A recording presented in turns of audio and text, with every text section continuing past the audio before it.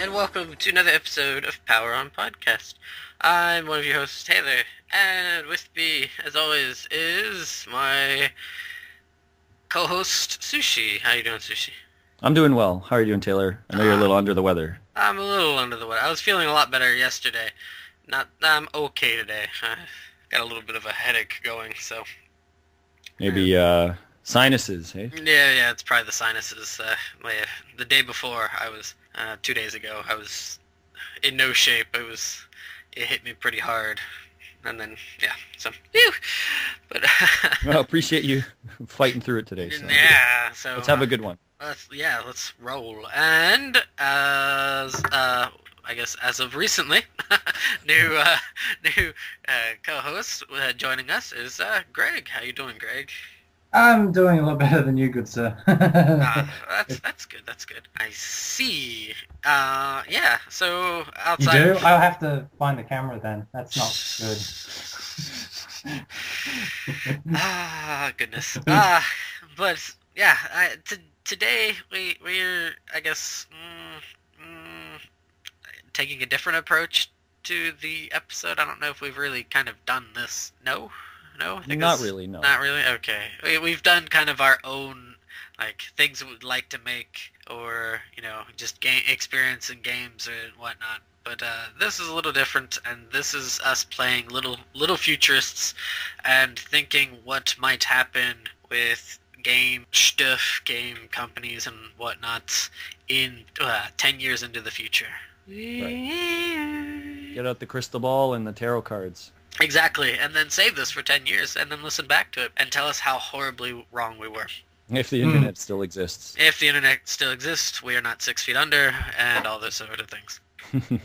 So, yeah.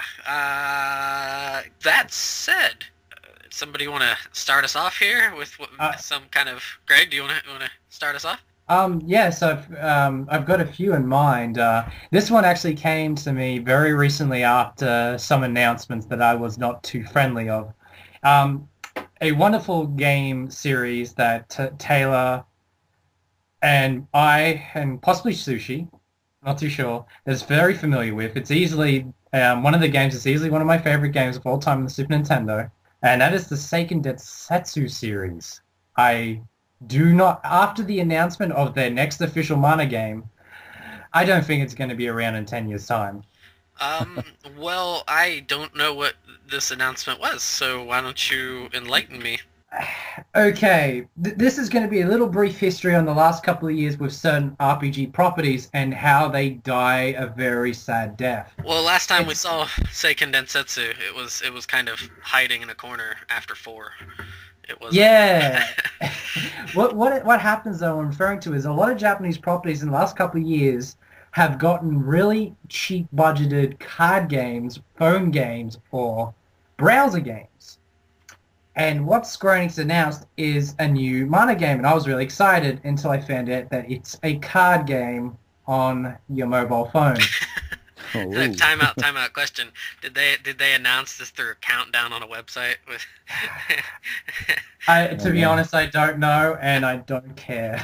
Well, And when I heard that, I was really sad. I was like, not mana, But it seems to be like their experiment that big companies do nowadays to see if there's any worth in reviving a series, And it's such a shitty way to go about it, And I never thought a million years that Mana would be a card game, because back in the day, that for me, Secret of Mana was just a top tier game. I loved it to death, And I know that they re-released not the first game. Secret of Mana was actually the second game, but I'm not going to go into that. They re-released Secret of Mana on the iPhone, which I thought was a really cool thing, and I thought they'd garner some attention to make another game like it.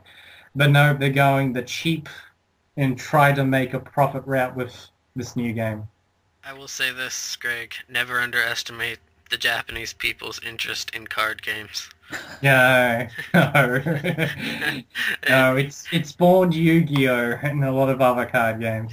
It's funny, the actual only one card game I was interested in was Shock Horror, the Suikoden card game that I did play for a little bit on the Game Boy Advance. And as a collector, I actually wanted to get the actual physical cards just for my awesome Suicune collection. As I say, they only had a few of those, I think, for that there was a couple that came with the game, or like one card that came with the game, I think. 3, actually. 3. It was really cool. Hero from 1 and 2, and of course the greatest villain that ever lived. Luca, him being psychotic. That kind of makes me sad hearing that, because I thought at this point Seiken Densetsu was kind of buried in its grave, and Square Enix was just going to milk its older games on iOS and everything. See, the thing that interests me is the later games, Brownie Brown, who was some of the original creators of the Mana series, they broke off and created their own little company. I remember there's some news that something happened to Brownie Brown. My memory fails me at the moment. That was only not too long ago when they announced some restructuring of the company or something. So maybe they lost the license to the Mana series, which is pretty sad. Sadness. Anything you want to add there, Sushi?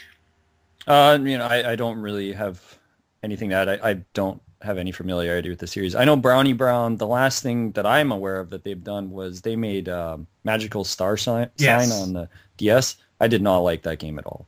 It's just kind of poor writing, and it was boring and whatnot. Brownie Brown's known for their artwork, which is very hit or miss. They kind of look like nearly look like Cabbage Patch dolls or something. Yeah, that's a good point. Yeah, and it's really hit or miss. No, I'll just say that. Because when I think of artwork, I think sometimes simpler is better, and I really like the simple artwork of Seiken Densetsu 2 and 3. To me, they look really awesome. And I think when they made Legend of Mana, which I still need to play, that's when they started to make those intricate sort of art designs, and I think they lost a lot with adding a lot more in. That's just me. I see. Well, I guess over to you, Sushi. What kind of prediction of the future do you have? I don't know how positive or negative you guys went. I kind of tried to mix it. I didn't want to just be like, oh, everything is going to be terrible. We're going to lose all these franchises.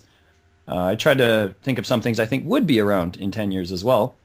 And I spoke with Greg a little bit earlier, and he'd mentioned he kind of thought of maybe franchise he was really passionate about or knew about really well. And I kind of went with a bit more of a generic spectrum with some games I don't even play, but that I just thought, maybe they will be around, maybe they won't be around. But one that I do like a lot is the Castlevania series. And I think that the Castlevania series will be around in 10 years. And I just don't know in what form, though. I think it will be very much in a, not necessarily a dark corner, but it will be in a corner of some place in gaming. It won't be a kind of franchise that will be able to attract a lot of new players. I think that it will always have its fan base, and there will be a few people from younger generations that will latch onto it, but I think it'll be a franchise that could eventually die out, but not within the next 10 years. No, I totally agree. It will definitely change hands, well, way before the 10-year mark. Yeah. But, I mean, a lot of people want the series to return to Igarashi. I don't ever seeing that, sadly, you know. And the Mercury Streamer says they're only on for the next 2 games, and then they're done with their version of Castlevania. So whether they're going to give it to another Japanese developer, whether Hideo Kojima's going to step out and they're going to give it to someone else, who knows. But I totally agree with you. It will definitely be there, but it'll be in different hands. Yeah, and not only that, I can't even envision like where it will be. Will it be sort of on mobile devices? Will it be something you can play at home? I think it might start getting pushed again to only being on mobile devices of some kind. And I actually think they might start to try to push it a bit more retro. I think they will realize that some of these new ideas and concepts they brought in with Lords of Shadow was good and interesting, but I think that they'll realize that the bread and butter of the franchise has always been platforming and keeping it as simple as possible. I actually think they might even drop the RPG elements in the future. Which would be sad, because they're my favorite Castlevania games. Yeah, I like them. I like both sides of the franchise. I don't like that when people just say, oh, Metroidvania and all this stuff. I don't really care about the term so much as I just don't like when people talk about how the old games are shitty because, oh, they're too hard. No. I don't like that at all. Well, I don't see that as being a problem. Mm. No, I don't mind the older Castlevania games. I mean, the first Castlevania game I played was the platform was Bloodlines on the Mega Drive, and that was my first, and that was such a really good game. It's probably my favorite. I still prefer it over Super Castlevania 4. Oh, and I do not. So yeah, I was really psyched to play number 4 because I was on the internet. Everyone's like, "It's the greatest game on Super Nintendo." I was like, "Really?" And I wouldn't go that far, but yeah, and I went to play, and I was like, not so much. Like, it's not a bad game, but it's nowhere near as good as Bloodlines for me. That's understandable. I like 4 a lot. It's possibly my favorite game out of the franchise, as crazy as people would say I am, but I really like that one. I mean, a lot of people will hearken to say the original 4, Bloodlines, or Rondo of Blood with the platformers. Not so much Dracula X, which I've actually played. This is the Nintendo version. It wasn't a bad effort, I'll just give it that much. As somebody who's not really liked the later iterations of Castlevania, it would not surprise me that the series would be around for 10 years from now.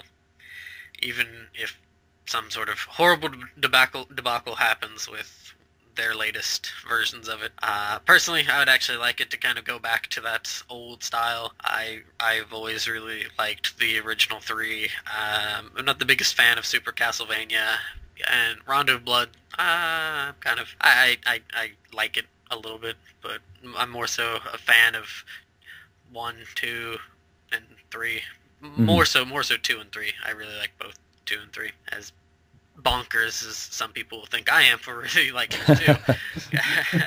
But I remember as a kid spending lots of frustrated afternoons trying to figure out what the hell to do. Stupid 2 and it's a cryptic writings. Well, you eventually figured it out. I mean, if I as a kid could fucking figure it out, you could figure it out your damn self.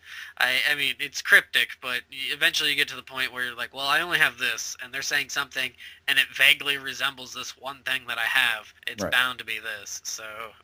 Do you know what's crazy? Back when when I was in the midst of the 2000s being this crazy Castlevania fan of Igarashi's work, I was begging him to remake Simon Belmont's storyline using the Symphony of the Night engine. And I don't think many people would agree with me, but it was one of those things like, no, you take the first game and the second game, you make it into one game. You know? With It could be interesting. Yeah, kind of like what Ys 1 and 2 did. Yeah, and you make sure you have the castle, just the castle in the first iteration, and then after he gets cursed, you have the lands, but you always keep the castle sort of in some, even though technically the castle always shapeshifts. If you know Castlevania, you'll understand that. But yeah, just want to say quickly, just completely off topic though, but Castlevania collecting is a pain in the ass. Have you ever seen the Japanese versions of those games on eBay? They're probably quite hefty. Oh, they're friggin' expensive. That's why I've never been like really hardcore into collecting Castlevania games. I'm happy with one version because I kind of like to have money. I'd like to keep both of my testicles in this purchase. Yes. Yeah. No, that was a good choice. Taylor, would you agree that you think they could possibly remake an old style game again, like go back to that traditional platforming, even just for one time within the next 10 years? I think they could do it definitely for one time. If you look, do you think they would do it? They could do it, of course. Right. Do you think they would? Well, Igarashi's and not just a remake, like actually make a new game in that style, not a remake, a new game in that style. With Konami how they are, I doubt that they would. Not even downloadable? They made a new Vandal Hearts even. That was a bit tricky. I don't think that they that opposed to remaking or making something in that vein. Well, I mean, if they would have, I think they would have done that by now. If they would have, not necessarily, because if you look at, like, they Capcom, have given the reins to another company. Capcom, that was in-house though. I know, but if you look at Capcom doing Mega Man 9, you'd figured even if they did give it to another company, that they'd be like, oh, well, we could make a quick buck off of doing, a really easy program of an 8-bit style.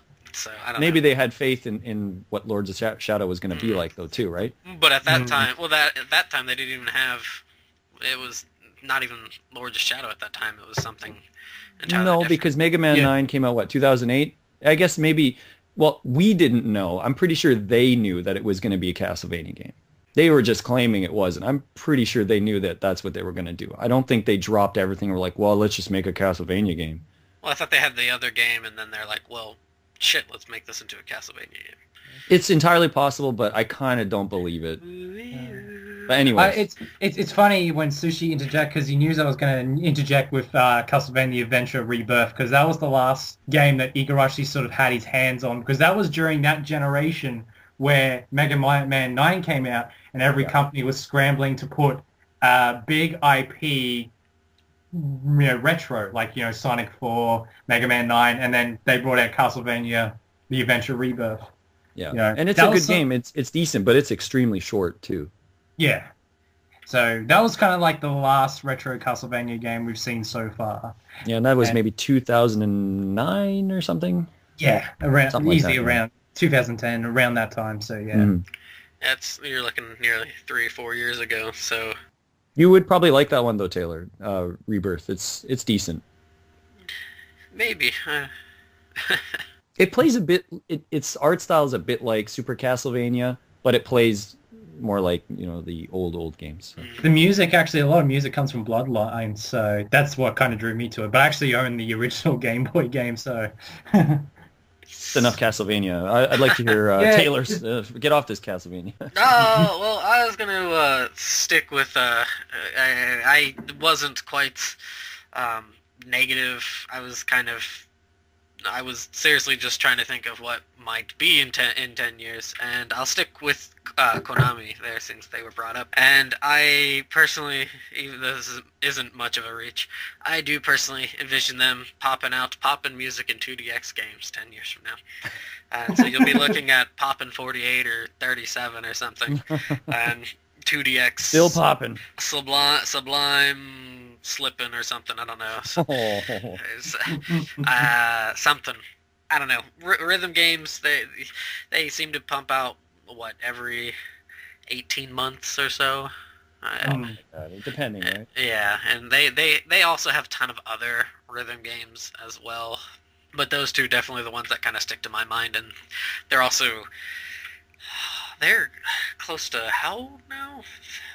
I think they're inching closer to 20 years now.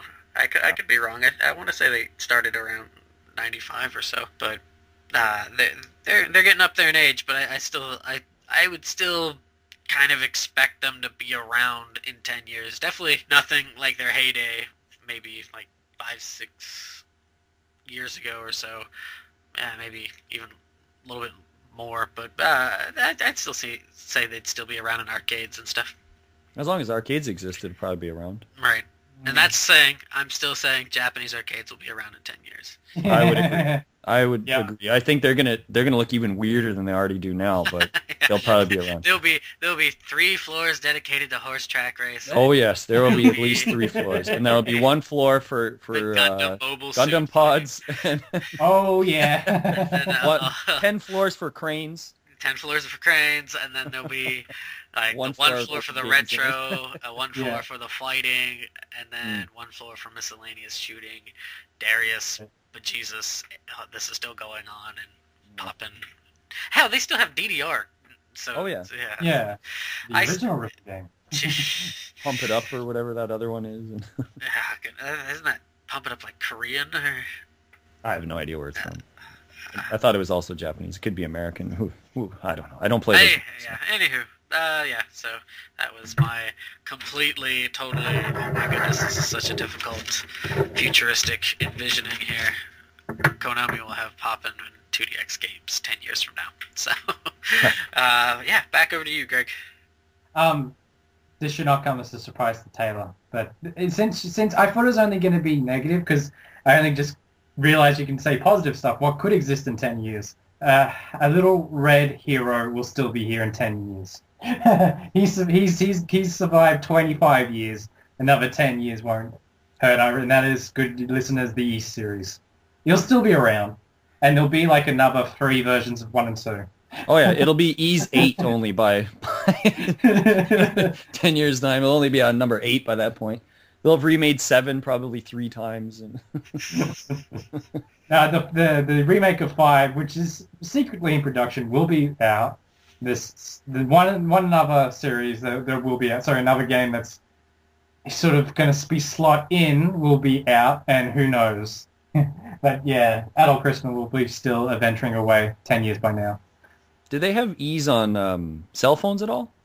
Yes, they actually do. So Like they probably push that.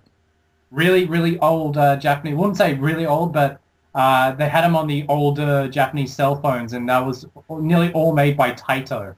Mm-hmm. Are they good? I don't know. Probably not.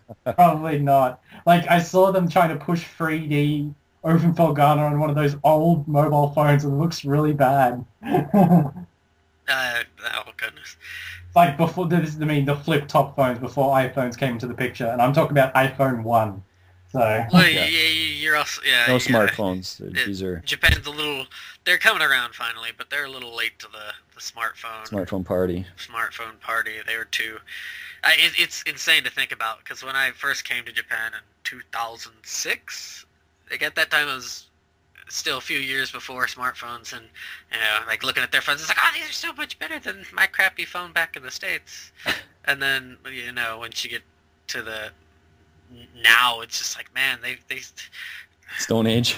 they're like my They might be phone, behind the States. My phone. I still have the same phone that I got when I first came here. It's one of my Japanese coworkers joked about being called a Galapagos because it's nearly extinct. I was like, that's quite clever for a fucking phone. It's one of those flip top phones that and they're just now getting into the smartphone thing and stuff. So odds are Falcom will try to find ways to put Ys 1 and 2 on something. yeah, this is the big question I'm going to ask for both of you. In what shape or form will the Ys series play out 10 years from now? You reckon it's going to be like Ys 7 Celceta, or you reckon they're going to create another new engine? They'll have something new. Yeah, in 10 years, they'll have something new for sure. I think they will continue off of the Celceta and 7 engine, though. I think they will stay away from the platforming. Maybe. I don't know. They may incorporate more platforming into that system, so instead of... They might. That, I would not approve of that, though. Because I don't know, because you'll probably get maybe 1 or 2 more games that are like that, and they'll probably tweak it again, I would say, because you look at when they had Nepishtim, Origin, Felgana. Yeah.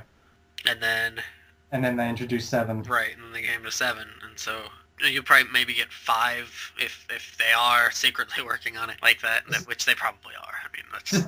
the one thing that always amazes me is any iteration of 1 and 2, they still stick to run and bump. Which is maddening, but... I don't know if they'll ever break the cycle, if they'll ever make Adol swing his sword. Because I always said to myself, I always imagine if 1 and 2 existed in the 7 engine, if that would be an interesting experiment. Could be done. It could be done. It'd be interesting at least. But in a nutshell, you'll still be hacking, slashing enemies 10 years by now. And Dogi will still be breaking walls. And they'll only age a year, so... Yeah. Like 25 or 26 by that time. But Sushi, over to you. All right. So the next one here is, I think that this throwback series will actually come back. Maybe not in precisely 10 years, but within 10 years. Let me guess. I know what it is. You're welcome to try. Ice hockey. No. No, that crossed my mind at one point. I do not think Nintendo would even bother to try. It's just no point, right? Right. It would be funny, but it would be such a novelty that it would probably be a really bad game. All right, fine. Mario Ice Hockey. They might try that, but I don't even think they would really. I don't think they see any money in that. They just don't. So I can picture someone getting the ice hockey stick and taping their Wiimote to the butt of the stick and putting the sense of power on the ground. They already have that, though. There was that one Gretzky hockey that had like a weird plastic thing you attach to the Wiimote or whatever. So you just use that to beat the other players with. Yeah. It's funny, I can actually talk about hockey, one of the sports, because I actually played it when I was in school, but we don't have ice here in Australia, so we played street hockey. Yeah. Played sand hockey, didn't you? Yeah. Oh, Yes, that's sand hockey. That's tough. Messy. Easy being a goalie, that's for sure. You don't have to do nothing. We use a giant beach ball and The only way beach. the only way the goalie's going to lose if there's a sudden sandstorm. Yeah. Think about it, the possibilities. But yeah, I'm sorry I derailed that. It's a shame. That's all right. That's a decent guess, though. The one I'm thinking of is I actually think the Mutant League sports series will come back. I know EA has been hounded for a number of years now by a lot of fans and whatnot. And it doesn't make sense in a way that they've got these engines that are built, and it would probably be a matter of adjusting a few things here or there. Easy enough to have a guy's arm fall off when he's tackled or something. I think that they'll eventually crack and actually make that. I don't actually see it as being just like a downloadable addition to Madden. I think they actually might put out a full game. And I think they should. It's a fun franchise. It's really one of those ones that they can incorporate a sort of NBA Jam, Blitz arcadey feel to it while still having a simulated gameplay in there as well if you wanted. I don't really know why they've shied away from it. I see it selling, and I think that they probably will eventually break. I have no hope for EA. I lost any kind of respect for them, like, I would say 10 years ago, so yeah. I don't buy EA games at all either, and I refuse to buy any of the games, but I just think that they will eventually make this. I'm a part of that generation with the Mega Drive. I used to play a lot of EA games. You know, if there's one EA game that I reckon would be a lovely little experiment, would be the Fairy Tale. Bring that back for a new generation. With the three brothers, and each brother dies, you're going to take the role of the next brother. Yeah. What do you think, Taylor? You think that could happen? I don't see that happening. No? At all. Why not? Why? That seems like it would be something that should stay back in the early 90s. Dude, it shouldn't. Hey, we're in that period now where all those kids that grew up in the 90s, though, are going to start demanding that. Yes. Well, they're going to start demanding that. So they might see dollar signs when these kids turn 20 and 30 to 20 or 30-year-old range. They're going to be like, whoa, we can make some money off of this. I'm going to be honest here and interject and say, if they haven't released the new Road Rash game yet, then you wouldn't have any greater chances than that. Touche. That is actually a very good point there. Meh, Road Rash. What do you mean, man? You man yourself. Road Rash is boring. You're boring. Every site that I go to talking about EA, you always see a Road Rash thread. So, yeah. I don't mind Road Rash, but nobody's skull gets smashed. Nobody's arms fall off. If they made, there you go. Why don't make Mutant League Road Rash? You can beat somebody else with their own arm and stuff, and flicking teeth into people's tires so that they explode. All kinds of weird stuff. All right, well, music of that era, not nowadays music, but it doesn't have to follow the same music or anything. I think it's just got to be the actual presentation of having the skeleton guys and whatever else. They had goblins and whatnot. So, anyways, Taylor, let's back to you. Well, you both mentioned two companies that I had kind of thought about, but I'll go I'll continue the trend with EA here, and that is the wonderful realm of EA sports games. And I see this. I see their yearly iterations of their sports games finally becoming downloadable, more so because that's what the next consoles will kind of demand of it. Mm-hmm. You might actually see for once EA Sports making their what am I thinking? Their player charts and everything actually being updated, downloadable stuff. Right. Mind you, they'll still probably charge like $40 for it, but yeah, I could see that being a possible. So. That's probably going to happen.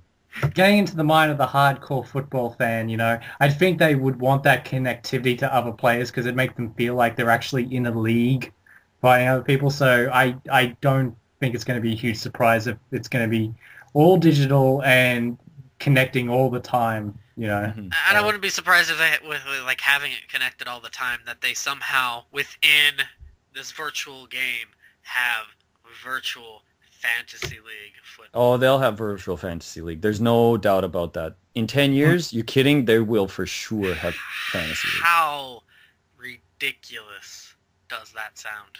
Let that. It doesn't sound ridiculous to Let that people though, sink because in, people are already nuts about it. Let I that personally sink am in, not, though. but people will go ape shit. They'll be like, "Oh, I get to play the games, and then I got fantasy league." And people are crazy about those stats, like crazy about them. Like, Think about the baseball people. There's like stats upon stats upon stats for baseball. People will go nuts. I don't get it. I will raise my hand and admit I do not get that fantasy thing at all. But I see that being there for the wonderful world of Madden or Yeah. EA Sports. FIFA will always be there, I think. FIFA will definitely be there. Madden is one thing that it probably wouldn't die out, but I see FIFA potentially in 10 years still being on disc because it's just a huge international seller that there will be places in the world where the internet isn't on par still, that they'll still be selling them on disc. Australia. I'm sorry. Oh man, no. Yeah. I say this. Wherever else, so. I will say this. The first time I heard the term fantasy football, I thought that like there was elves and goblins and all that. Because there is actually a game called Blood Bowl where there is actually, there's elves, there's orcs, there's demons. Even Blood Bowl's come back, though. That's the thing. Blood Bowl has come back and Mutant League hasn't, so. Yeah. It's not like Blood Bowl's a new franchise.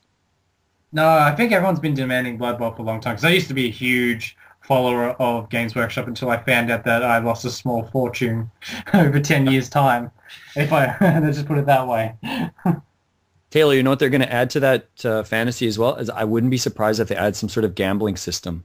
But that kind of gets into kind of legal mumbo. It wouldn't surprise me though if there's some sort of little black market underling part of it or something. I wouldn't be surprised.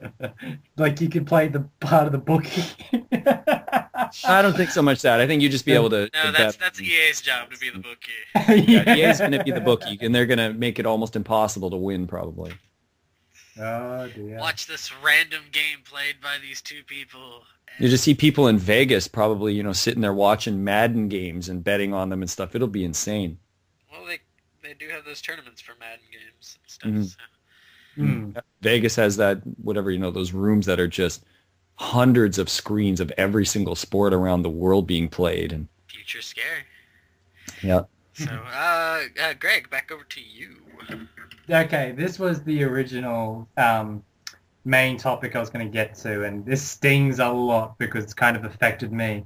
And this is not a series that'll be dead in 10 years. It's pretty much on its last legs here in the West, and that's Shining Force. That will, and it will probably die out in 10 years' time in Japan as well.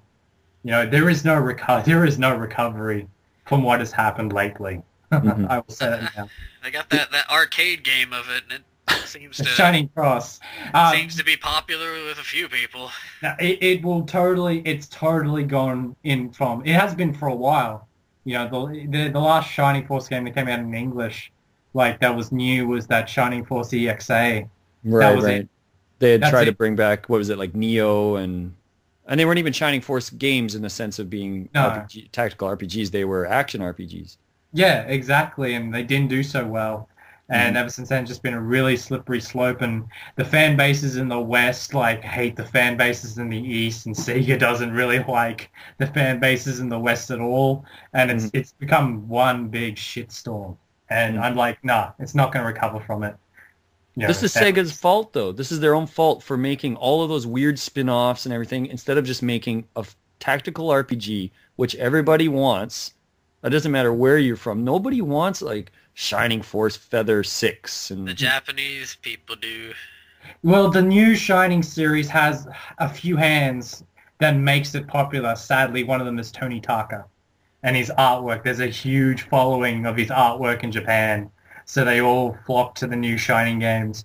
And what's happened now is because they're using a similar system, of Valkyria Chronicles, all the Valkyria Chronicles fans have jumped over as well. So, yeah, Shining Force as we know it here in the West is gone and dead in the buried. And what's really annoying is because a couple of years ago I finished Shining Force 3 in its entirety, I don't want to spoil it, but... Don't spoil it. Spoilers, they steal a banana. I won't say what happens, but it opens up a possibility for another game with certain characters. And That'll never happen. It never happened. It never happened. No, I accepted that Camelot basically took their shit and run when they could, and I agree with them for that. And they will never. They've said it themselves. They don't want to make another Shining Force game. They're happy making Golden Sun and a boring RPG. I said it. Golden Sun's a boring RPG. The middle finger is rising in the south, good sir.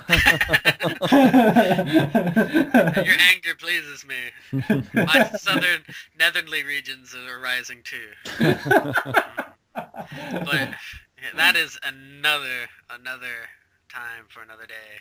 About Golden Sun. Oh, I don't even want to get on the whole Sega bashing train because they've dropped the ball on pretty much. They've dropped the ball on just about every franchise that they have, except for maybe Yakuza, which they're starting to milk too much now, right? And Five's future is undetermined in the English audiences, so we don't know. But I said to myself in my rage against Sega, what's the next best game they could make? And it's like, well, it's going to be a simulation game where you play as a lawyer handing out strikes to anyone mentioning their games. This is what it's like to work at Sega. I don't know. The future for Sega is they need to find some new young talent like they were able to do in the early 2000s that carried the company and start new franchises because all of the old franchises, all of the fans are so jaded now all of them. And it's sad because they've given up hope, right? It's sad because I don't like my feelings towards them because years ago I was nothing but the most loyal of loyal followers of Sega ever since I was a little kid. They got me into gaming and I always have that wonderful memories of them and appreciate them, but just their actions of late and the games they make. The only good thing I can say is recently I played Sonic All-Stars Racing's Transformed on the Vita and that was excellent. But again, that's just another game that shells out nostalgia. It's nothing new. Right. Nintendo's so many. Been able to milk that train for quite some time. Nintendo's milked all of their trains forever, and good on them. They're able to reinvent their franchises only just slightly, right? And people keep coming back. So yeah, Sega just can't do it. They just can't. No, I mean, there's so many franchises dead in the water. Shenmue is probably the biggest, right? There's just no point. There really is no point in making Shenmue anymore. As much as people want it, there is no point anymore to it. It's going to look archaic now. It's just people finish the fights, Sushi. Finish the fights. It's funny because you mentioned that now. A live-action movie. The end. It's funny because you mentioned that they just recently did the Kickstarter, which I don't know if it would happen or not because it's a tall order. But he mentioned that he wanted to finish the franchise in other media formats. So that movie you mentioned may not be off the charts. Yeah, it's gonna come out as a comic book that's on one of those pens that you can pull out and there's like a map or a calendar on it. That's what's gonna be the end for Shenmue 3. It's just gonna be like 3 panels that shows he smashes Landi's face into a tree and that's it. Which would still be pretty satisfying. It'd be pretty awesome to walk around with Shenmue 3 in your pocket. That's probably what it's gonna be. Now I love Shenmue, but it's not even trying to say it in a jaded way. I just think that. And I've said this multiple times, Taylor. You've heard me say it. I think the franchise is it's past now, and unfortunately, it's past. Even if they make these HD remakes and everything, there's kind of no point. There just isn't. Yeah. I want them to, but I just don't see the point. And I think they realize there is no point to it. It's just a waste of money. They should just curl up in a ball and die. I don't even know whose turn it is. Your turn, Sushi. On that depressing note, yeah. All right. I've got so many listed here that I'm going to save these for the end, and I just got a little sort of game for both of you as well at the end, so we'll save that. One that I do not see lasting for 10 years is a franchise that I've delved in a little bit but have stopped lately because I'm kind of tired of the yearly iterations of it, and that is Assassin's Creed. And I do not think Assassin's Creed is going to be around in 10 years. I think it's going to get burned out because they just keep pumping them out now. It's got this wonderful concept of sort of a time travel aspect to it. Not necessarily, but sort of. And Taylor, I think you sort of played the first one? No, I've never played it. No, I thought you mentioned something. My dad kind of likes them, and that's what it is. My younger brother likes to like them, but I've okay. Greg, are you, at all ever played them or? Actually, yes. I was excited because I remember when I watched the very first trailer for it, and I, to be honest, I actually am a follower of Assassin's Creed. The first game is actually my least favorite, and it's the only one that I haven't finished. I really did like 2. 2's my favorite of the series, and I really love that game because I'm a history buff. So that's a big plus in the department of Assassin's Creed. If you love history, you'll love what happens. If you love conspiracies, especially Templar. I agree, but like I'm a history major, and I like it, but at the same time, you take it with a grain of salt because it's obviously not following real history. It is fun though. There's fun things about it. Yeah, I like the atmosphere of Assassin's Creed. It is one of those games that does get a tad bit repetitive, and I don't like using that word, but it kind of is. But the later games kind of do mix it up a little bit. It is give or take. There is a lot to love, but there is a few things to hate as well. So I can understand those who don't like it, but I personally, it's one of my more liked series in the West, to be honest. Yeah, so, I've only played 1 and 2. And then I saw they had Brotherhood and all these things, and it's just like, you know what, I can't keep up with this. And it's 1 a year is too much. I think they realized the mistake they did with the Ezio sagas. They milked his story for many years. They did, at least 3 games covering that alone, and it's just kind of like, that's a lot. And they realized that's why with Assassin's Creed 3, they've only got the 2 versions, then the consoles and the Vita, and then they've got the new one coming out that's going to takes place before Assassin's Creed 3. So the timeline, when I thought it was just going to keep proceeding in a straight line, it's present day or whatever. Now they're going back in time, so it's going to be all over the place, Yeah. But I would like to see the franchise live on for 10 years, but I just don't see it happening. I just think that people will get burned out on it. It's either that or they may wrap up the story at last, which that I could think happen too. It's a possibility, if they say, hey, Assassin's Creed 5, that's it, let's break it, let's finish it, because no one wants to be figuring out, what's going to happen to Desmond 10 years from now. They want him to finish his shit and get on with his life. On the same note, it's not like they couldn't just pick up the story and be, well, another guy sitting in the Animus and start the franchise. It could be Resident Evil. It could just go on forever. You're talking about history. Like, this can go on forever if they want to. Exactly. No, I completely understand. I mean, they might have Assassin's Creed in space at some point. Like they can. Hey, ancient aliens. Yeah. There you go. You'll meet Giorgio on a spaceship. I might actually buy that one. I would totally buy it. I would totally play it just for that. Breaking news. Oh. Hello, dear viewers. I'm a reporter perpetually stuck in the 1940s. And with me is... and I'm not caring.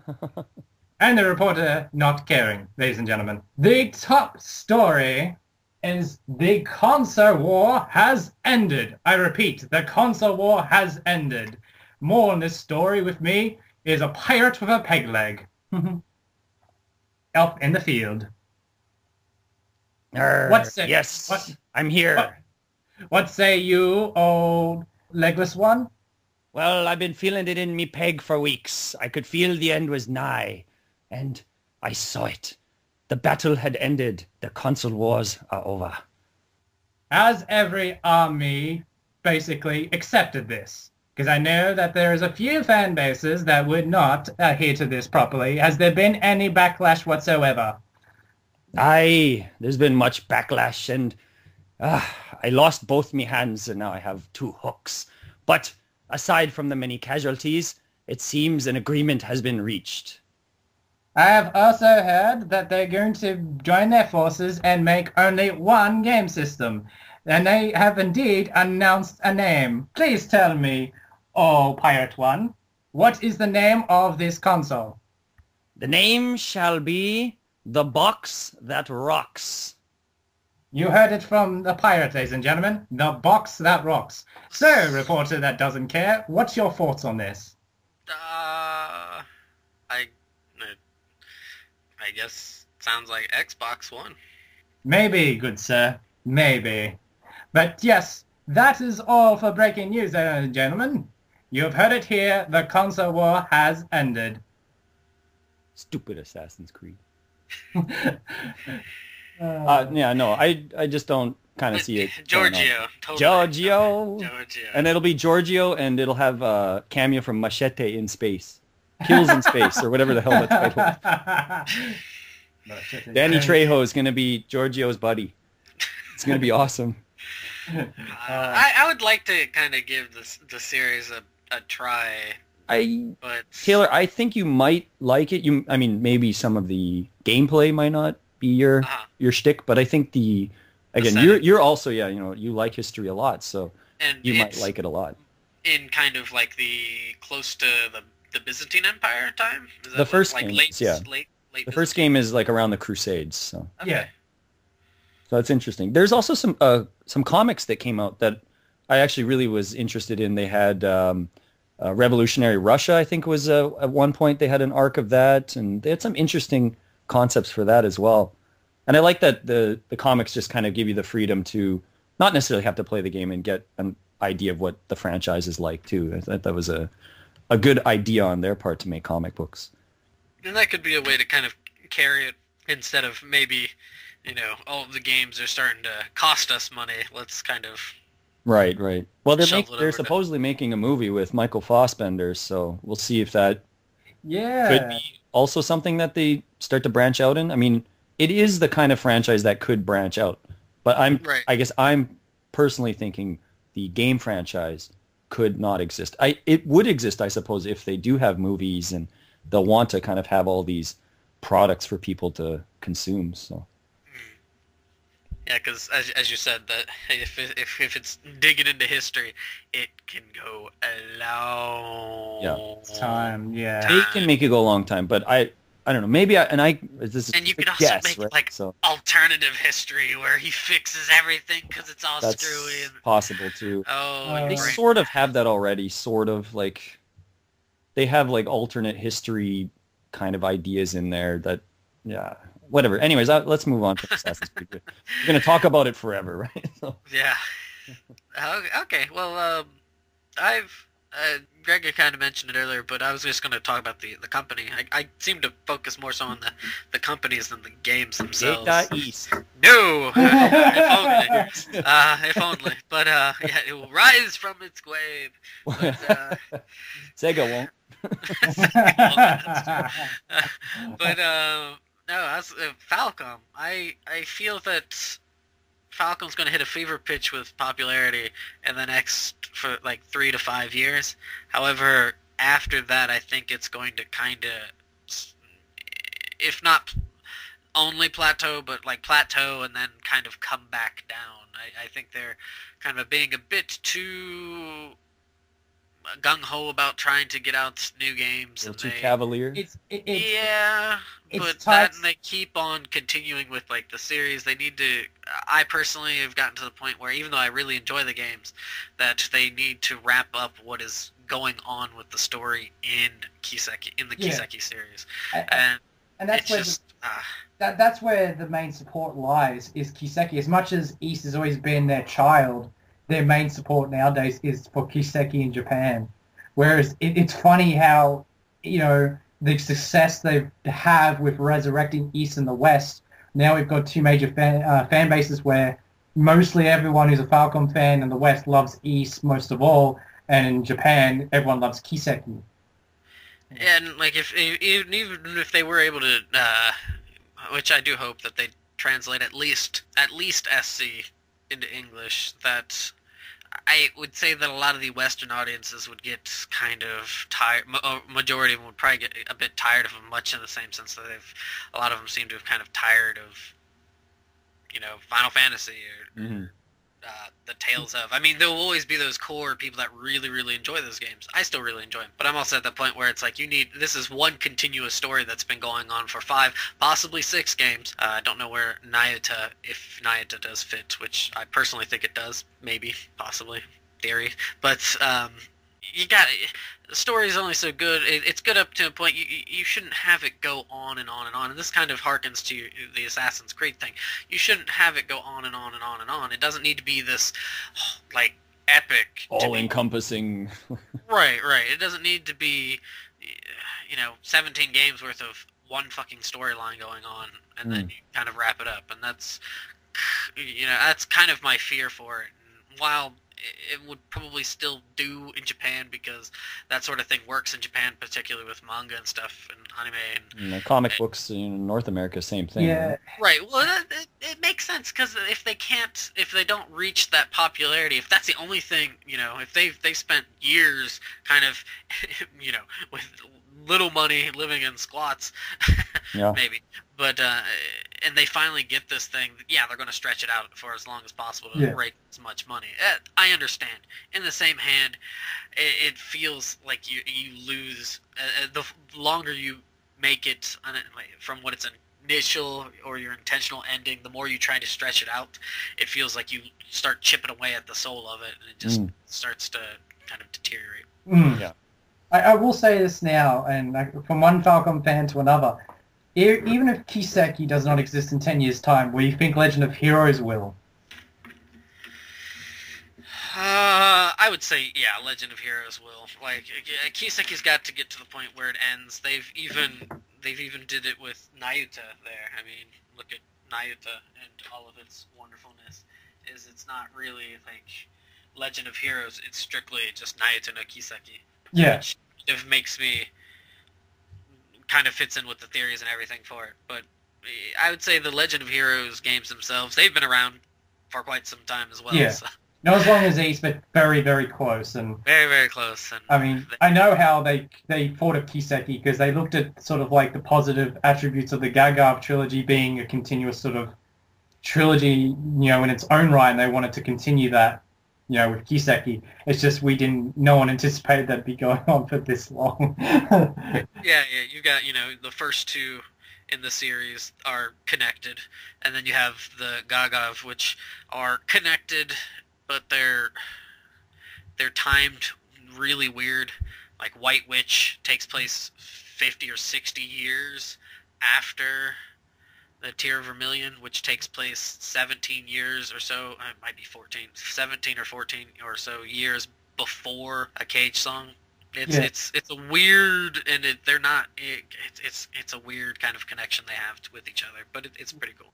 Yeah, one thing that I always anticipated was I was reading all the Falcom news when Zero was announced.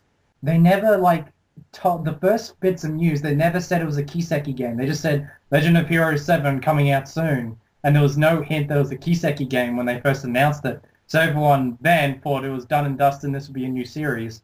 So, well, no, there's no way. No, if you've played the 3rd, there's no way that they could have just said that it was done and done because they don't finish everything. Yeah.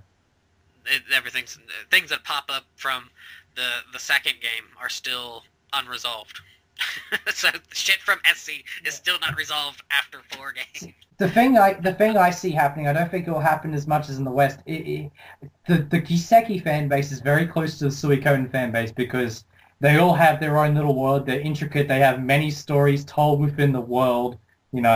So we'll see what happens. Hopefully, Kiseki will have a more appropriate ending than to what's happened to Suikoden. I still say that's nothing about it being finished or anything. I do see it continuing. It's just I'm a bit leery that it'll be continuing with the same story 10 years from now. I hope to God not, but I could see that being a possibility. Yeah, so. Absolutely. But yeah, anything you want to add to that, Sushi? I'm unfamiliar with the franchise, so sorry. That's all right. Okay, so over to you, Greg.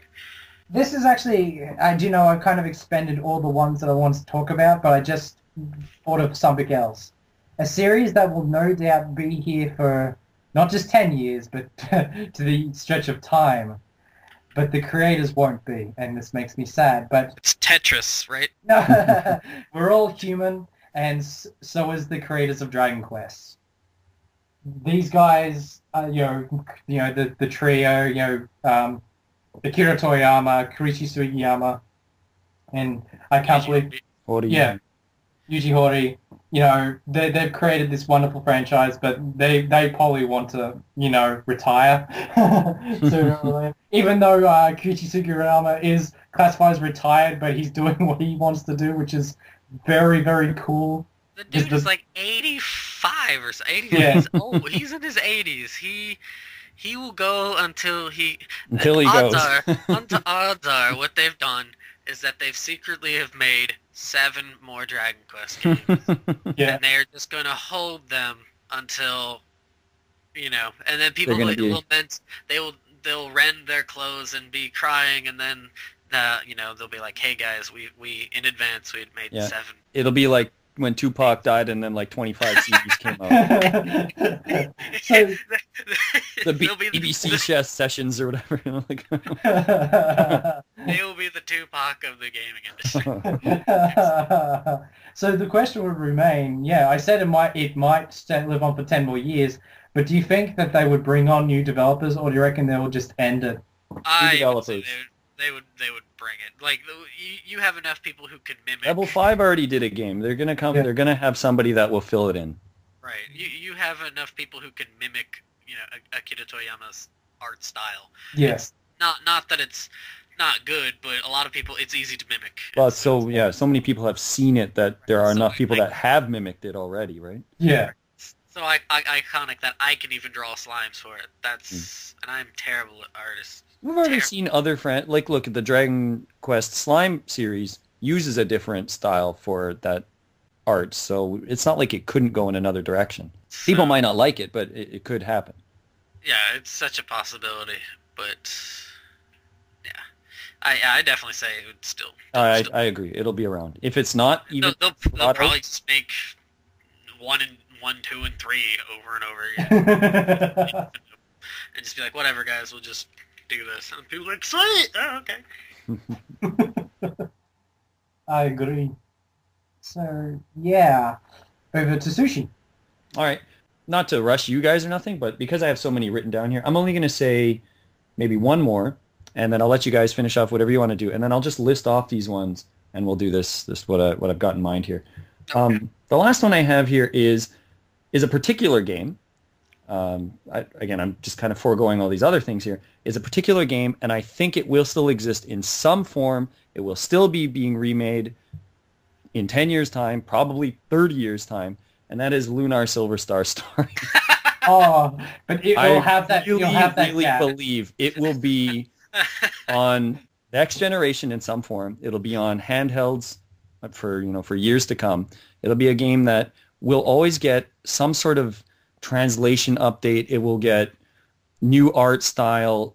It'll always be around. It's going to be something you'll never have trouble finding. Maybe certain versions of it will be hard to find, but it'll be something that for generations to come, Lunar is going to be there. Maybe not 2, but I think the first game will be around. It'll have a gap. There's always a gap. There's usually a bit of a gap, but even was there really? There really wasn't a gap between that much time. If you think about it, they had Star Story on the PlayStation, but Lunar Legend filled the gap in between. Yeah. And then it came out for the PSP, so that really wasn't that much of a gap. I mean, I think somebody out there will always want to have that game available. The people who do like it love it. So. Well, that's how we always buy it. We're all dumb enough to buy it again. Well, have a look. There was Mega CD was the first one. Then Sega Saturn, PlayStation. Yeah. And then it went to Legend on the Game Boy Advance, and then went to the PSP, and then it went to iPhone. Right. So I mean, it's gonna be. So next will be the brain implant. Yeah, I know. I was gonna say the thumb implant. You'll be able to play stuff like on a holograph that's generated by your thumb. I'm surprised it's not on Steam.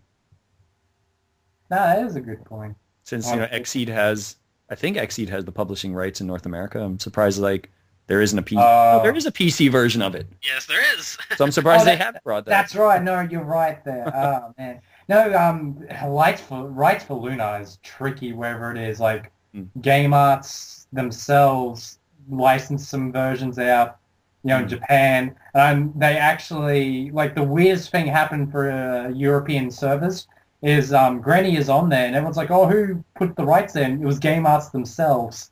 Put it on the European servers, which was a big surprise. So, yeah, it's all over the place. I still think it'll be around, so that's my sort of final one. So, back to you there, Taylor. Well, I'm going to go on the same kind of note there. I got a few more, but this one, and I actually picked this one for a game specifically. That's Namco Bandai, and I predict that there has to be at least 2 more ports and updates of Tales of Fantasia. And there'll probably be about another 7 different Tales games. Oh yeah. So. Tales is another one that just you can find any word that follows the word Tales of, and you're good to go. So. Man, hasn't it just become a beast unto itself? I mean, it was already a beast in Japan, but it's growing and growing and growing. They're pumping out games a year. That's just astounding.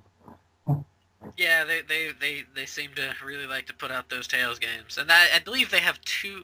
I know they have 2 different artists. I don't know if they have 2 different groups working on Tales games. I could be wrong. They probably have to, because they've got the ones doing the console ones, and then you've got the ones doing the handheld ones. So yeah, it's quite possible. I do know for a fact that they have the 2 different artists. And that's when, with Exilia, those 2 artists came together, and they both made different characters, from what I recall. But, no, there'll be at least 2 more ports or updates for Tales of Fantasia, and everybody will love it, because it is an awesome game. It's great, Greg. You played the Game Boy Advance. I played the Super Nintendo version as well. Well, you obviously don't know good games. I know plenty of good games. So. Well, you missed one. Its name is Tales of Fantasia. No. But seriously, the story behind it, it got totally... Namco took it away. Assholes. And it was made by like a 17-year-old kid. Leave the kid alone, Christ. It don't matter if he's 17 or 17. I don't see you making any games right now, good sir. Wasn't there like a 17-year-old kid that made like Aragon or whatever, that crappy dragon? Yeah, thank you, Sushi. You can't argue that just because you're 17. I understand what you're getting at, Taylor, but that's a bit of an unfair. No, it's not a bit of an unfair. The reason why there's 2 difference though. The reason why that story got published is because Mommy and Daddy were part of a publishing company, from what I recall. I don't know the backstory. Gotanda did. He himself got him to that position. It wasn't like he was given it to. He actually worked for it. So, and he might have been a little bit older, but those are definitely stories that he had from when he was a kid, and he got into a little tiff with Namco Bandai, and shut up, punk. And then he's like, "Fuck you! I'm leaving with 2 of my bros, and we're making tries." So, and we're taking our game back. You keep the game. We're just gonna make ours. It's just kind of like it. It's basically like it. So, but I don't know. Carry on, Greg. Why don't you just go on to your next one? Yeah. No, I didn't know if it was my turn yet, because I was gonna. That's fine. Okay. There's numerous ones I can talk about, but how about we have a collective thought on 2 of the biggest mascots in the industry, where they'll be 10 years from now. I think we'll end it, ladies and gentlemen, Mario and Sonic, 10 years from now. Sonic is probably going to have a resurgence, I think, within 10 years, and Mario will just be constant. He's immortal. Yeah, I think Mario's hit that echelon of he could make an actual plumbing game, and that would be quite alright. That should be his last game if they ever decide to stop making Mario. It's just like, it makes sense. And then the final scene is him actually as a carpenter. I foresee Mario having a constant 2D game and a 3D game. It'll always be the same. Sonic's had a messy life, you know. He's had like an identity crisis wherever he's a 2D game, he's a 3D game, you know. There's so much. Mario's had maybe even worse though. Mario's been in every kind of game just about, so Well, just that they've been able to make it work.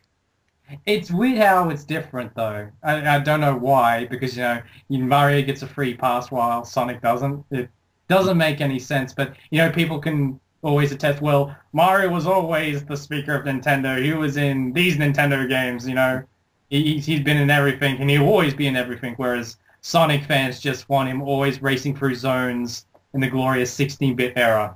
You know. Well, I think it comes down to Sonic, you know, the teams that have tried to make other kinds of Sonic games, be it Sonic Shuffle or whatever, have just failed to execute. I think that's what it is. It's just they failed to make good games. Yeah, and they have got a good effort because I played a lot of Sonic games in my time, and I mean on the Mega Drive, Master System, Game Gear, I played a lot. You know, and I it's not one of those series I bag a lot because I love Sonic the Hedgehog. I always will. Except for Sonic and the Secret Rings, that was a travesty. No. I heard that Black Knight was quite bad as well.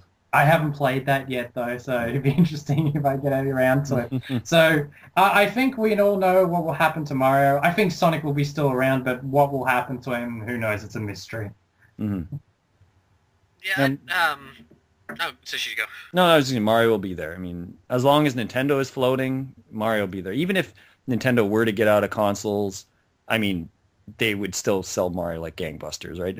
If another company were to buy up Nintendo, just example, I'm not saying it's happening. I don't want you Nintendo people writing in or calling and telling us, you know, how dumb we are, but if it were to happen, you know, the bread and butter will be Mario. Like Mario is a huge property, it's a huge franchise. It's the best-selling console game of all time, so I would say, like, I did actually write this down. I would say that I do have this, maybe it's a little kind of throwing a rock down both streets here and seeing which one's safe, but I feel that if the next, after this with the Wii U, the post Wii U generation, if that generation does not quite work out so well for Nintendo, that they'll probably just stick to handhelds. Yeah. Of some sort. Which would be really tough still, though, with even with them kind of cell phones and. But if they're starting to really, if for whatever reason it starts to really kind of, if they don't, I mean, they'd have to do pretty bad, I would say, to. Yeah, I think so. I mean, they've had sort of failures in the past and have been able to stay afloat too, right? So. The GameCube and the N64 wasn't a huge success. I mean, it was, but comparing it to the PlayStation or something, it was a failure, right? If you look at the numbers. They'd have to have a niche with the handheld market because they were pretty much unbeatable back in the 90s, you know, with the Game Boy and everything. It wasn't until the PSP came along that they started to have a battle on their hands, you know. I think it's been after that. I think it's once people started to realize that smartphones can do a lot of stuff that gaming devices can, but also can't do, despite people, but gaming devices have better graphics cards and blah, blah, blah. It doesn't matter because gaming devices that are smaller and portable and you can call and do all this stuff, that's what people want. Right. It's just what it is. The average consumer wants that. The average consumer doesn't walk in looking for a 3DS or a Vita or whatever. They just don't. Sad times. They just still look like kids' devices, right? They're just like, that's for kids. So the PSP is glorious. Who knows? Maybe Nintendo will try to go that route and team up with a company to make a sort of cell phone type device. Who knows?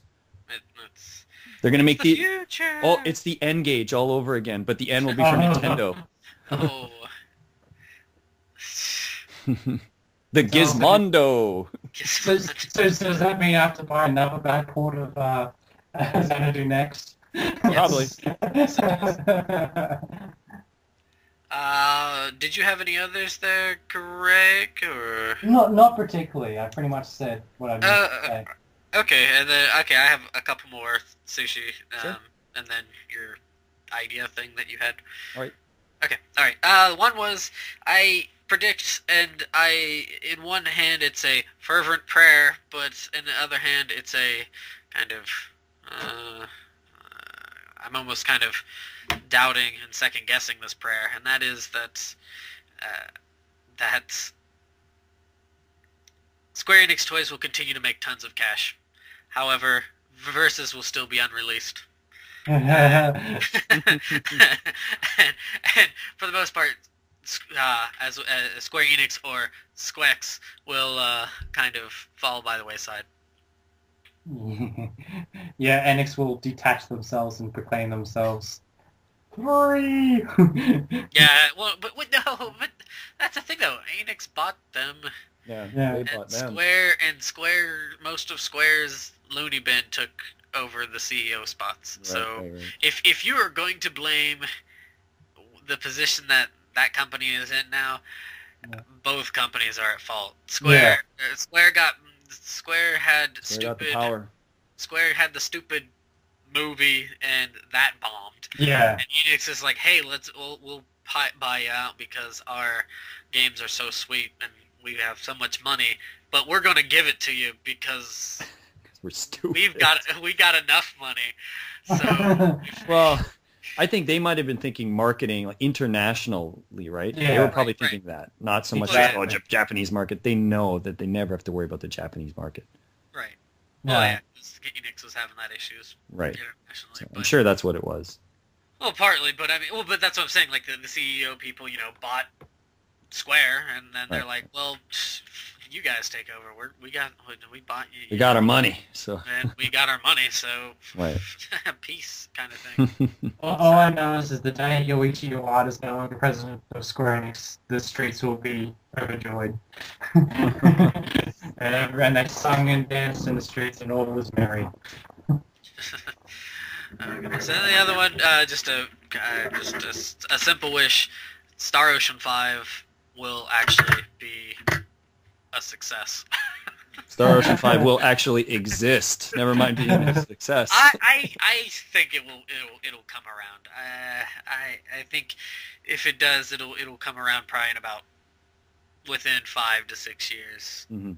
and it'll and I'm hoping it'll be after being so disappointed with 3, and then having slight hopes in 4, and then having those dashed across a rock. It really. Time to go back to the numbering system. Do you want Star Ocean 5 to basically disregard 3, saying that 3 is meant was a game within a game, and 5 is actually reality? I have no idea.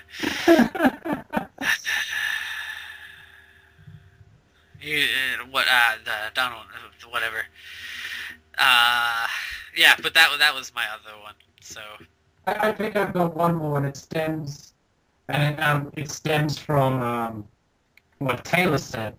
It was like you said, will Final Fantasy Versus be out 10 years? So the question remains: Versus Persona 5, which will come out first? I'm gonna say Persona 5. Yeah, Persona 5 for sure. Isn't there rumblings they were working on that for a while now? Yeah, no, they announced Persona 5 like 2-3 years ago.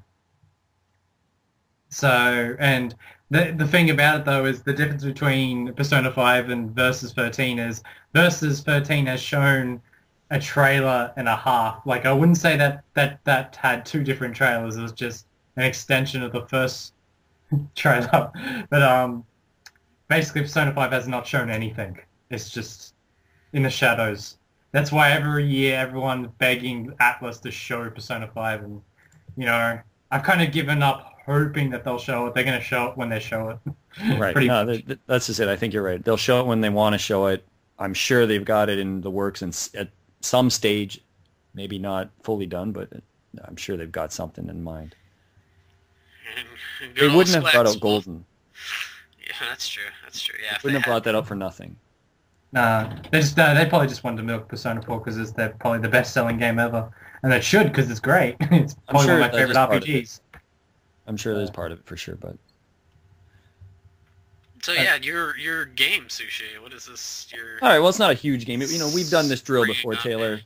I've just got the list of games here, and we're going to do will exist, won't exist in 10 years' time. So I didn't do any companies. These are just franchises. Yeah, just to get you guys' opinion on it. We've done this before, Taylor. So so you just say will or won't, okay? So will exist in 10, won't exist in 10. I'll try to remember. All right, you ready? No. Ah, Okay, now I'm ready. All right, You time to better wrap the show. All right, so here we go. First one, pretty easy one. Final Fantasy. Will. Ooh, will. And I'm thinking by a thread will exist. Yes. I don't think it's going to be the Final Fantasy we know as it has been in the past, and even today. I think it's going to be something really weird. Yes. It's going to Agreed. be a funky time for Final Fantasy. All right, next. Street Fighter. Will. Will. Okay, Bomberman. Uh, Huh. I'll say it. Won't. Yeah, I would agree. Unless Hudson does something big, probably no, won't. Interesting. Mega Man. Are we talking about This is not the, to break any hearts. I just Are we talking about fan games that Capcom's likes No. to kind of take? Oh, okay. not so Mega Man versus Street Fighter or whatever the hell that game was. That Mega Man Cross Street Something. Street. No, excuse me. Street Fighter Cross Mega Man. Oh, okay, whatever. Whatever. That's a good question. I think yes. I think I that would say they're going to yeah. take a big lull again, and then they're going to pump out like this mass marketing of Mega Man coming back. It'll be ultra different and It might hip be. and cool I, and really not fun. when Capcom's hurting, it will. All right, next, Gran Turismo, Won't. Will. Tekken. Now, let's say we already agreed that arcades will exist in Japan in 10 years. Will. That's a very tough one. And in Asia. Well, no, and in Asia, there's a huge circuit for Tekken. So if there's arcades around all of Asia, Tekken will exist. That's a series that can go either way because it's probably one of the Will most. state your claim. Do it! I'll say it won't. Okay. Keep you to that. 10 years from now. I reckon because just how the story is, it's already getting There's far. a story? Sadly, yes, not much of a story, mind you, but Street Fight. They could just go retcon something or just, Oh, you yeah. know, jump back in time and Look, say this took look. place between... It's a When prequel you- to all of them. when you have a villain of a Mishima family, now you're going back in time to the ancient Mishima family. What are we going to have like the ape that was a part of the Mishima family? Obviously, They already have a bear. Why not? it's the future Mishima family coming to the past, You aka can the easily add a present of- time travel aspect to this game. Obviously. And that's yeah. another, 7 years of game production right there. God of Yeah, War. God of War. Won't. won't because there's only so Hopefully much. it won't. This race. There's so much they can do with Greek history, and they're running. Well, I mean, you Like- could, I guess, technically go Oh, Kratos is going to appear in modern day times. Like he's go Norse, you can go whole different sorts of gods. There are many gods that you can go slay. Oh, yeah, man. there's a lot. But anyways, now this is an interesting one. Disgaea. Will. And it will use the same sprites from the last 30 years. Even though the game coming out D2 actually uses new sprites, so go figure. No, I think in 10 years, though, they might do a retro thing, though. They might kind of pump out a game that has the old sprites. I'd say it will because Nippon Ichi has a very big audience, and it's considered one of the better strategy RPGs in terms of gameplay. So yeah, it'd probably be yeah. Yeah, I think so, too. Contra. Won't. Won't. Yeah. Will.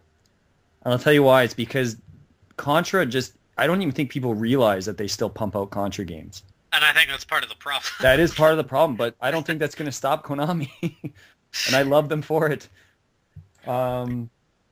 On that same vein, Metal Slug. Won't. I don't know. I have no idea. I've never played a Metal Slug game.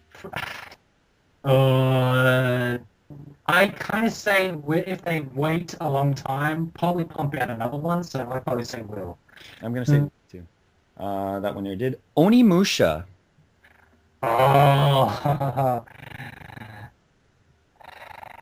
won't, because it's already been a long time since the last one, and you asked the right guy here. Taylor, you didn't have any thoughts for Onimusha. I've only played Onimusha Tactics, so I mean, it won't. I guess. Yeah. I've played every one, and it's been a long time since they should pump out another game. Hard to say. Yeah. Ogre Battle. Or Tactics Ogre. Whatever.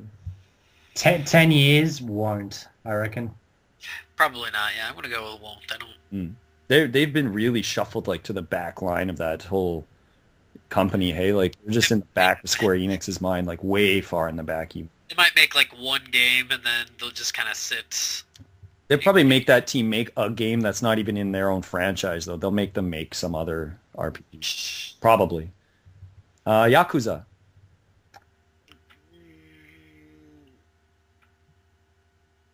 Shit, that one's a tough one. I'm going to say won't. I don't think it's got the legs to last that long anymore. Especially because they're continuing the story year after year, like it's supposed to be in sequence. So I think won't. 10 years won't. I reckon it'll last half that, though. Unless they like kind of switch over to new characters. Know, if possible, yeah, to new characters or something. There's only so. Sorry, go ahead, Greg.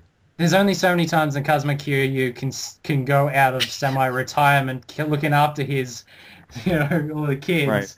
Trying to save some Yakuza's butt, the Tojo clan. No, there's only so many times. If I was him and like up to the 10th time, I would say, fix your own fucking problem. Well, you would think even players would start to think that, like, why the hell does this guy just come back every single time?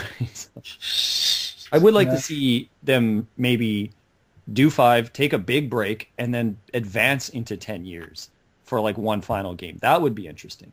Yeah, that would actually be really good. All the characters are like 10 years older or 20 years older or something. That would be interesting. Yeah, but I agree with that. Call of Duty. We got Taylor worked up. Yeah, Taylor's doing me a favor. He's basically sounding off my feelings of the series. It's one big yawn. I really want to say won't because I hope that series just ends. I don't mind Call of Duty. I'm a bit sleepy. That's why I yawned. But I don't think it'll be around. Activision, right? They're the ones that always burn up. And they have a habit of let's burn this series out. Yeah, let's burn this series out. I reckon it will get too repetitive for people within that time frame. I think it's already starting to hit that a little bit. A little bit, but maybe not quite. We'll see. And so if they start like kind of taking it back, and because Call of Duty's been around for a long time now, quite some time. It's funny you mentioned that because I had my nephew over and he was just playing it like a couple of hours ago, and I was bored out of my brains watching it. So because you weren't playing it, you weren't killing the campers. Come on. Anyways, Call of Duty. Metal Gear Solid main series, so no spin-offs. Main series. No, I do not including like Peace Walker, none of that stuff. Well, no, I was going to ask, does this include remakes of 3? No. No remakes. We're talking about new game. New games? Oh, no way. The main story? No, not a chance because many reasons. One of them, Kojima's just... I reckon that he will fulfill his promise soon to retire from Metal Gear. It won't be in the coming years, but within 10 years, I reckon he'll break out, finally. And he's been saying that since 2, if I remember right. Yeah, but I think he'll finally push through because, there's only so many stories. So for 10 years, he's been saying he's going to retire. So within the next 10 years? Anyways, Here's one I don't know if either of you guys play it or are super aware of it, but very popular game, League of Legends. Oh, I know of it. Quite a huge game across Asia. I'd say probably will. Even though I've never played it, I would assume something like that would have StarCraft status. Yeah, that's exactly what I was going to say, if it has StarCraft status or not. That's a tough one. I'd probably say no. I reckon I'm going to say it won't too, because it doesn't have. Well, there's a difference with StarCraft. StarCraft, if we're talking about the first StarCraft, StarCraft is very much a pocket franchise, though. There's not that many people that are really, really hyped about it, except for, certain places that like it. But right. Anyways, Metroid. Will in a different form. Possibly. What the hell does that mean?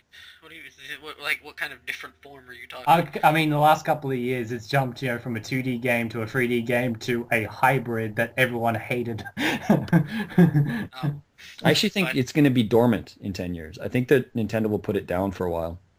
Kind of like what they did with the N64, where they kind of just skipped over it for X number of years. Not necessarily dead, but kind of in a big lull. I don't think it'll be Kid Icarus time frame, but yeah, a good chunk of time.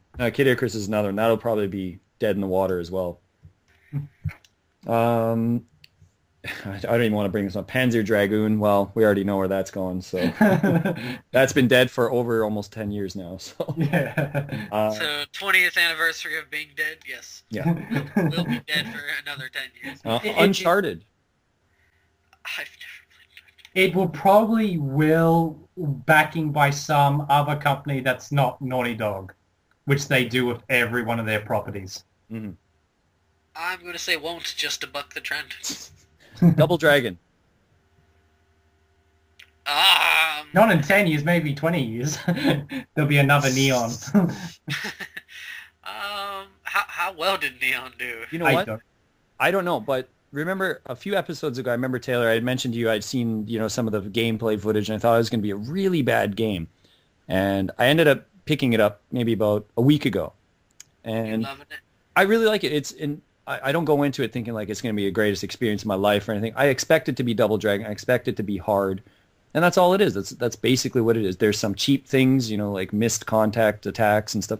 That's Double Dragon. That's Double Dragon. That's what it is. But I'd seen some reviews. People are saying that the game is cheap and unfair. And it's like, well, these people have obviously never played Double Dragon. This game is made for Double Dragon fans. That's what it is.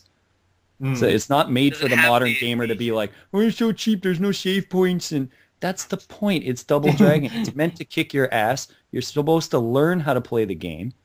And then kick its ass. That's what it is. It was developed to take your quarters. It only took my $10. So. Does Neon have awesome music? It's pretty good, yeah. It's got a really funny 80s motif to it, all hair metal type looking guys and stuff, and so at least it's got that going for it. It's got like an interesting production value to it and things like that. But unfortunately, I'd probably say won't. I think Double Dragon is just one of those franchises that will always pump out one game every 3-4 years that people will buy and then they'll forget about, and then they'll be like, hey, look, it's Double Dragon again, and they'll be like, whoa, Double Dragon. So I think it will. Angry Birds. Now, this is new iterations, not just re-upping the old one. It depends on, I guess, technology. Won't, because it's a fad, nothing more. I think it won't either. I don't think it will be around. It will be around. I say will.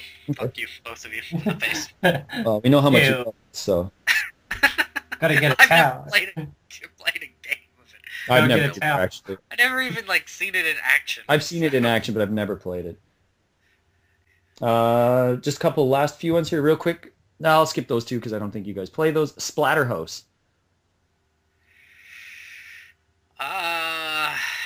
Won't. And when I say won't, I mean usually they're just gonna it's gonna be kind of defunct. It's not. It has a possibility of coming back, but I don't think the last one apparently did quite poorly. Yeah, I think they're probably from a sales standpoint, apparently. So. I will say that I'd say won't. I think Namco understood what happened to Splatterhouse on the HD, and I think that's it, done and No, dusted. that was their fault though. I mean, Yeah. it came out in shambles from what I understand, so that was their fault. But anyways, Ghosts and Goblins franchise. Oh, This is a weird one too. It's I want to say Will. I really want to say Will because I love Ghosts and Goblins, but the iPhone games did not hit the peak it should have. I'm well, gonna say no, sadly, won't, and that saddens me. Saddens me deeply. I would probably say won't either, but yeah. You already kind of answered my next one, Taylor, and that is Star Ocean. yeah, I did. So yeah, in your face, Yeah. everyone. Yeah, in your face, because I think it Will. won't exist in 10 years. I actually really don't think it will. I think that I think they're just kind of going to be like, yeah, I know Star Ocean's just not a viable. Or was the death kneel? Yeah, maybe. I just don't think they're going to see any money in it. Yourself there, Greg. Um, it's very hard with Triuses right now, but they're still registered, so anything's possible. I'll say yes. If anything, it'd be the Final Fantasy to Square Enix. Like their last big hurrah. Nice. All right, I've only got the last two here. I have Grandia. Won't, sadly. Yeah, Grandia is. I think they're done. I think it's toasted. And the last one is one of my favorite franchises that is dormant as well right now, and that is F-Zero. I say we'll come back. Sure. Will, I think because of the HD, because they're going to the HD world, they probably want to trick out their most stylish racing game, on their system. So I say yes. Okay. I actually think that it might stay dormant for a while still. But it all depends on what happens after the Wii U. I actually don't think it will come out in the Wii U. Yeah. Now, Sushi, I know you said, I know that you've been listing off these games, but I've actually got 3 that I want to say to you, gentlemen. Is it okay if I pump them out? Of course. Very quick? Okay, very, very quickly. Ninja Gaiden. I had that in mind. It's going to go dormant again. It's going to disappear for like 10 years. Yeah. It'll come back in 20 years, but it'll be dormant for the next 10 probably. And this is one that I want to say, Muso, like the Warriors series, 10 years from now. Do you think everyone's going to be bored of them? No, I think they'll stop them in the next little while, and then it'll come back again. So I think I still play them, but I took a massive break because I just got burnt out. So, they'd probably still be there in one shape or form. It's just there's only so many times you can tell the story of the Three Kingdoms. I mean, with all these touch screens and stuff now, they'll probably try to implement some sort of new system. So I think it will. And the last one, the behemoth that is Monster Hunter. That will. Yeah, I've never played, so I don't know too much about it, but I would presume that's another one I think might go on hiatus for a bit. But it will exist in 10 years probably. Exactly, I reckon so too. I think 4's too much. It'll hit its peak and then, break time. Never underestimate the Japanese interest in grinding. Yeah. In a nightclub. Not that kind of grinding. Aw, that... I like that. Everybody loves that. I mean... If only all RPGs could be like that. No. Wasn't Thousand Arms kind of like that? Keep that one to yourself. Well, that's why I bought it for you, Taylor. Yeah, I know. Jerk. I mean, thank you, Sushi. It's such a wonderful game. I know. I'm trying to help out the love life. It helps so well. Getting some pointers from the characters there. Goodness. Phew. All right, so yeah, that is the Futurist episode. Woo. So if you definitely have any kind of your own kind of ideas, or if you think we're just totally, completely and entirely wrong and idiots, definitely let that be known. Or if you're from the future, please give us the answers. Yes, enlighten us. And please tell us, will hoverboards finally exist in 10 years' time? Nope.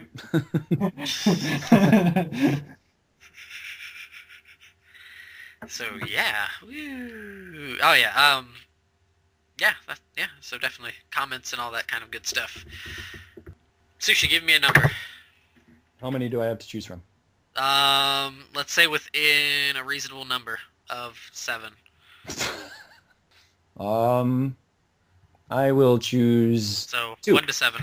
2. 2. Biography titles for video games. That is the thing. Biography titles for video games. Okay, that's interesting. It's a bummer to be a plumber, the Mario story. Wimped once too many times. Dracula, an eternal tale. Blazing hair, blazing heart, the story of an adventurer, adult Christian. Giving a damn. The scoreline heart story.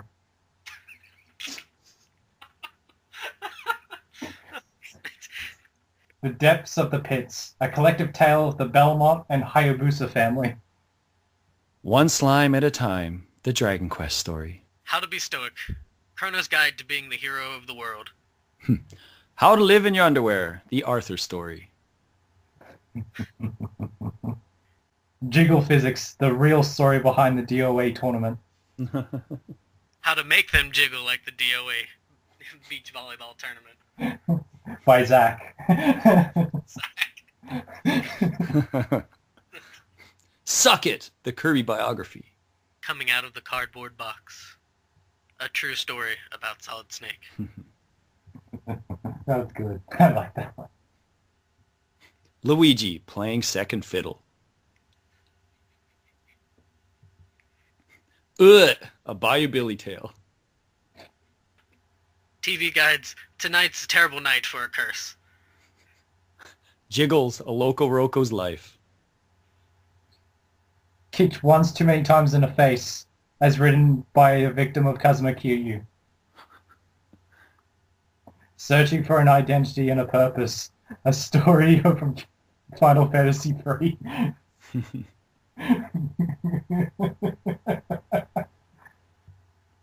Muscles and Mayhem, the Gears of War tale.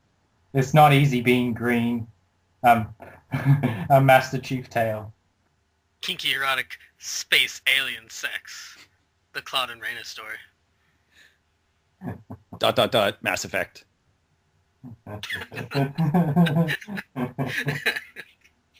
Incest.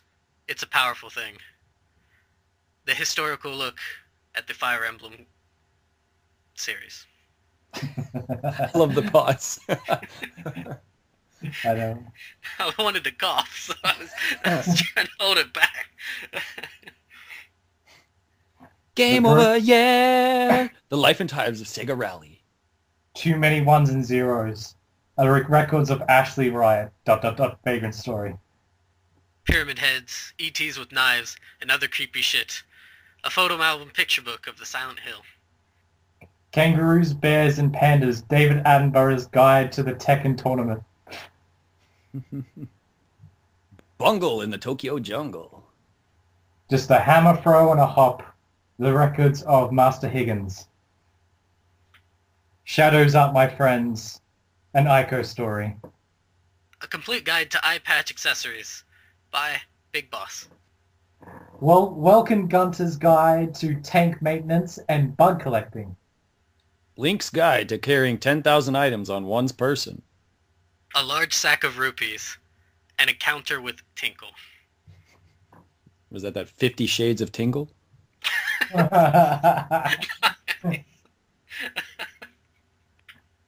Mario and Luigi, an outside story.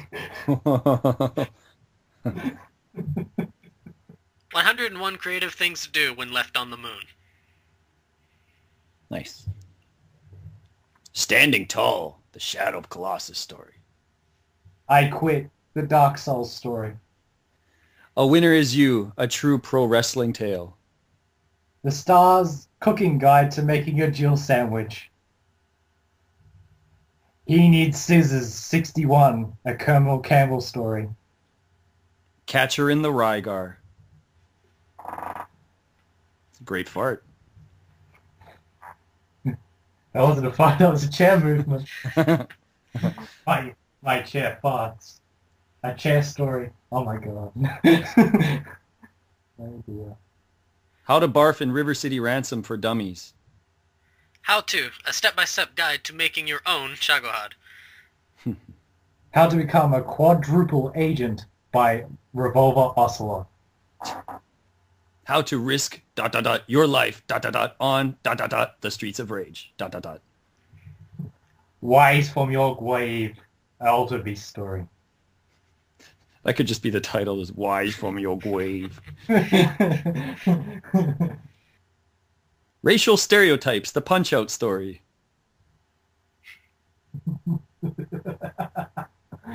Oh dear. Die Too Quick, Live Too Short, an adventure book by the Battletoads.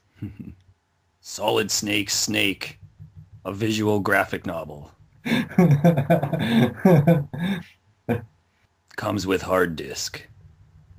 Flicking, Big Bosses, Culinaries Classics. flicking snot, burping, and farting to victory. A Boogerman story. Bubsy the Bobcat, where is he now? Bubsy is dead. Who framed Bubsy? Bubsy Bobcat? Bubsy Bobcat. Not a licensed practitioner, the Dr. Mario story. Where really was Carmen Sandiego? A tale from the millions who played or tried to play her game. Strip club. A Moroccan strip club. How We Dealt with Overpopulation. The Birth of Mutant League. Watch It Burn, the SimCity revenge tale. The Boy That Time Forgot, Billy Hatcher. I am no milkmaid, a story of a cow, and a hero in the Diablo world. J. Kant, the short-lived tale of Alex Kidd. Picassos can't paint them fucking selves. A Mario Painter.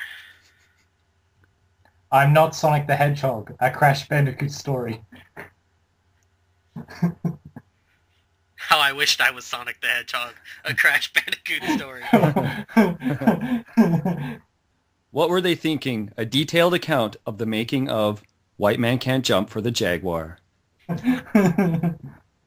Behind the scenes of the making of the Jaguar version of White Man Can't Jump.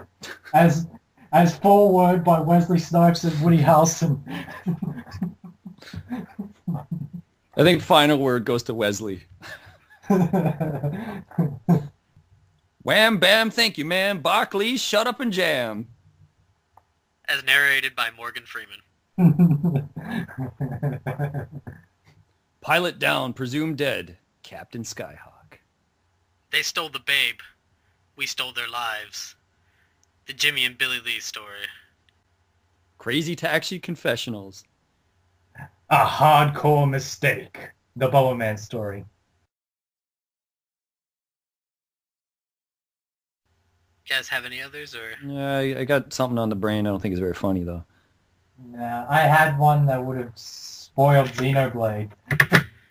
Thank you for not doing that. Yeah. Nah, I wasn't going to do that. Okay, I think we'll cut it there then. Sure. So, okay, all right. So, yes, thank you everyone for listening. Yeah. So definitely don't forget comments. We also have there's a kind of a forum page and stuff down below. Definitely click the link and we can kind of chit chat on futurist ideas and whatnot. So yeah, thanks for listening and have a good day.